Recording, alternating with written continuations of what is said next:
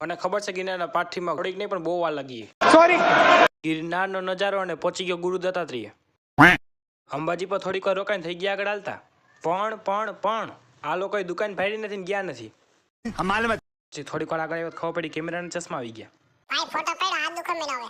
અંબાજી પર થોડીક વાર આરામ કરીને હજી અમારે ગુરુ દત્તાત્રેય જવાનું તો થઈ ગયા આગળ હાલતા.